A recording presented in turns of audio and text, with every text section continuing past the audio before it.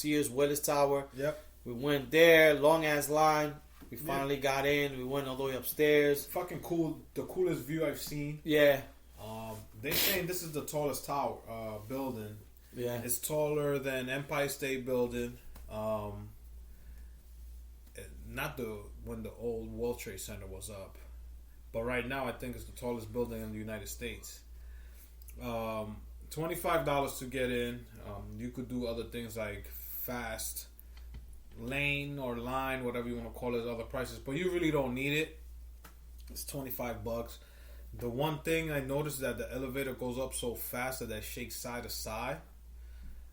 So that made me a little nervous. The turbulence in the airplane didn't, but the fucking elevator shooting up and moving side to side, like you could feel the string, like the wire bringing it up. I'm like, holy shit. So once you get up there, you get a view of the whole Chicago downtown area. You got little pictures with numbers that tells you, oh, this is where Wrigley Field's at, this is where Soldier Field's at. Everything was cool until you gotta go to the to the little deck, like the glass deck. Yeah. They give you a certain amount of time, so you can't just chill there for like 5 minutes if you want to. It's like, if you have a group of this, you got this much of time. You better take as many like pictures as 90 you can. seconds, yeah. If you don't take all those pictures, too bad. You got to keep it moving. Yeah. So basically, what it is, like, it's like a little out. It's like outside. It's like glass, like see-through floor. Yeah. That you could actually see, like down, like you're outside of the building. Yeah, under you. Yeah, and the funny thing was, I think one of the Uber drivers told us when we were going out there that somebody tried to jump and they cracked it. Yeah. So that had your brother even more nervous. More nervous, because he was telling us on the line, look, if I can't do it, don't pressure me. I'm not going to do it. I was like, yo, fuck it. We just came up here. You saw what it was, whatever. So we get it. We in the line. It's our turn to go. Yeah. And Lee and Rich go in quick. And I'm right behind Santi. And I'm like, yo, she said you could take your jacket off if you want to take pictures. He didn't hear that. That's how nervous he was. Yeah. I'm trying to push him into the to step out. Yeah. He's like, yo, don't do it. I was like, all right, fuck it. I gotta go. If I'm in behind him, then I'm not gonna do it. Yeah. So I just threw myself in there. I was like, yo, fuck it. If this shit fall, we all gonna fucking fall. Fuck it. Yeah. So I was like, let's go. So I'm there. I'm all the way against the glass. I'm like, yo, this shit is the fucking coolest shit you ever gonna do in your life. When are you ever gonna say you outside of a building, on the side of a building that's 103 flights up? I forget how many feet up we are. I mean, like, because it was giving you everything in the screen. Yeah. You look down and you be like, holy shit, because I took a picture looking down. The girl was nice enough to take a picture of all of us. Something was like, yo, come on, let's go. Yeah. But it was like one of the coolest things. Yeah, eventually we got him in. Yeah, he was cool. So he got 1 foot in at first. He was trying to take the picture, but he thought it wasn't in. And we kept moving him a little bit in. We were like, we're already in it. He's like, chill. So then he was cool. After that, it was like nothing. And it was good, because if he didn't do it, he would have regretted it. Yeah. So. I actually wanted to do the other one, which is in the Willis Tower. Willis Tower that leads. No, John Hancock. Sorry. John Hancock. Yeah. That's you press your body towards the glass and then it leans forward. Yeah. I actually wanted to do that one. Maybe when I go next time, hopefully in the summer or when it gets warmer, I want to take my girl out there. If I could do that, the Al Capone and the boat thing. That was something that we were all planning, like maybe to go out there for a baseball game. So that was our Saturday morning. Then we like, yo, what we gonna do? Let's go find a place to drink. But then we ended up going to Navy Pier after that, right? Yeah. No. We had lunch. We went to, what's that? Diogiano's. So we got Albert got some pizza in. Oh my god, that pizza was fucking good. That pepperoni pizza. Woo! So we got Diogiano's. Had some drinks there, ate, and then from there we went straight to Navy Pier. We started walking even more. We found more. We found more cool, like, we went to the financial people district from New York. I know how you feel when you see tourists with their cameras out, aiming up and all that. That was us in Chicago. Like, we were truly tourists out there. We walked around their downtown Federal Reserve Bank area, the financial district, all that shit. Then we ended up going to a Navy Pier where they have their big, what's that called? A Ferris wheel? Yeah, it's a big Ferris wheel that you could basically see all of Chicago. That was like their other main thing. Michigan, whatever. Michigan River? Michigan Lake? Lake Michigan. Lake Michigan, sorry. I always say it wrong. So, yeah, so we went to Navy Pier. The weather wasn't that great. So, I'm guessing if it was the summertime, yeah, there would be more people there. My girl told me, she's like, you guys didn't go? I'm like, we're going to go, but we already saw all of Chicago. Yeah, we saw that from the top. Then they have, it's like, I don't know if it's a mall or it's like the biggest gift shop that you could think of. Yeah. Because it was all gift shops in there. Yeah, it was a mall. I think they had stores in there. I'm not sure. It was a. I know that Harry Carey in there. They had a Harry Carey, the pizza place, and they had Billy Goat. Yeah, yeah. But it was mostly like gift shops, like things that said Chicago. If you wanted to take back, yeah. There was a museum there for kids. The big Ferris wheel. It was like arcades in there. It was almost like a big arcade room for kids in there. I think. Yeah, yeah. It was it was kind of like a mall. Like we went from the outside to the inside. We walked around. I got to get some souvenirs. I think we all did. Get some souvenirs out the way, and then after that, we were just kind of looking around. And then the plan was to do Wrigleyville because Saturday we had to pretty much do all the.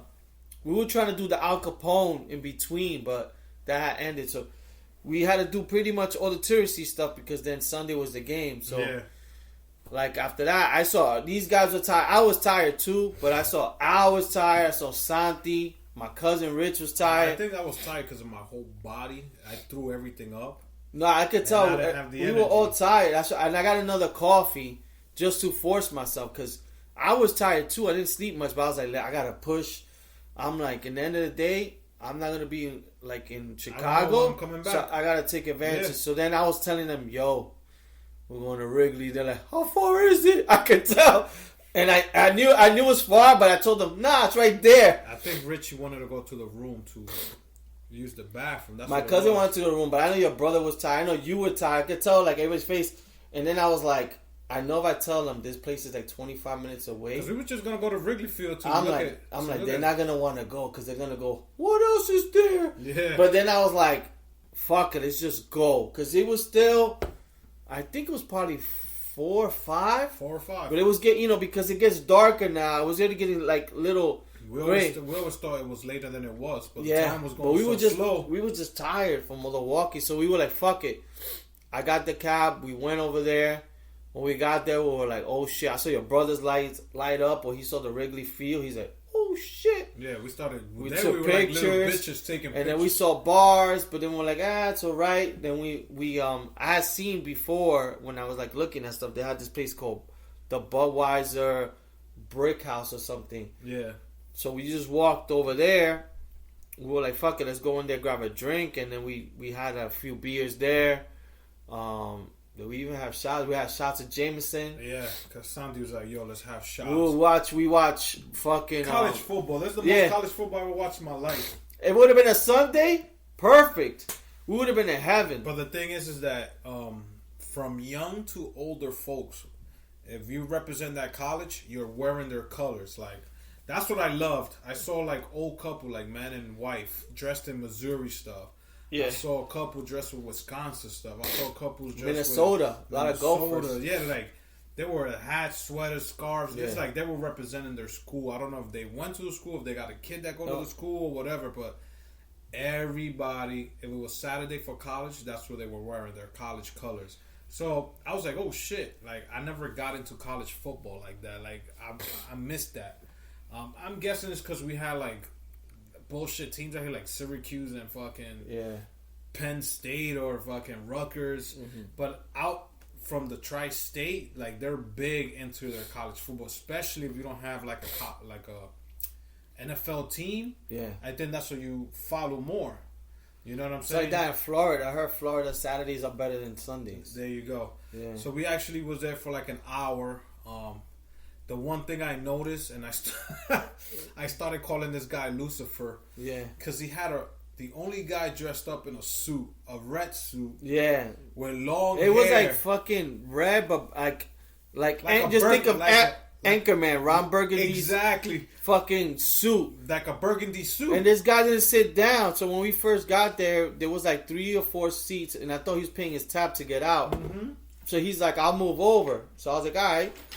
So we sat down, and we sat down, we go, and then we're just bullshitting there. And this guy stood the whole time standing up there. There goes my girl coming in.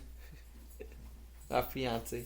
Before good. Hello. Yeah, so then from there we ordered drinks, beers. I think I got full, and I got think a shot of Jack, or I started drinking Jack, and then from there we were hanging out watching college football. Mm-hmm. We started dying down, so then we were like, let's go somewhere else. Let's go. We asked the bartender, where can we go to a different bar, like a dive bar? Yeah, I think I asked for a dive bar. Oh, you could go here or there. Yeah. Then he walks away, and then Lucifer goes.